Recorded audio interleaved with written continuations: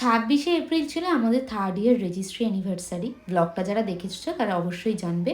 সেদিনকার আমরা কেউই কারোকে কোনো গিফট দেইনি। আমি পবিত্রকে বলেছি আমার যখন লাগবে তখন আমি চেয়ে নেব। আর আমি ভাবলাম পবিত্রর কাছে খাবারের চেয়ে বড় গিফট আর কিছুই হতে পারে না। তাই জন্য আমি ওর জন্য রাতের ডিনারে স্পেশাল রেসিপি বানিয়েছিলাম, ময়দার রুটি আর কাবলি চানা। তো এখানে পেঁয়াজ, রসুন, আদা বাটা আর টমেটো পেস্ট দিয়ে ভালো করে কষিয়ে নিয়ে এখানে একটা মশলা তৈরি করে নিয়েছি। ওই ভাজা ধনে জিরে গুঁড়ো, হলুদ, লঙ্কার গুঁড়ো, চানা মশলা, এইটুকুনি ব্যাস। তারপরে সমস্ত কিছু একসাথে ভালো করে কষিয়ে নিয়ে সেদ্ধ করে রাখা চানাটাকে দিয়ে ওই চানা সেদ্ধ জলটাই দিয়ে ভালো করে কষিয়ে নিয়েছি। ওপর থেকে অল্প একটু দারচিনি গুঁড়ো আর ভেজে রাখা কাসুরি মেথি অ্যাড করে দিয়েছি। দুর্দান্ত খেতে হয়েছিল আর একদম হালকা পাতলার মধ্যে, কিন্তু গরমের জন্য বেশ উপযোগী ছিল। আর সাথে ছিল ঘরে পাতা টক দই।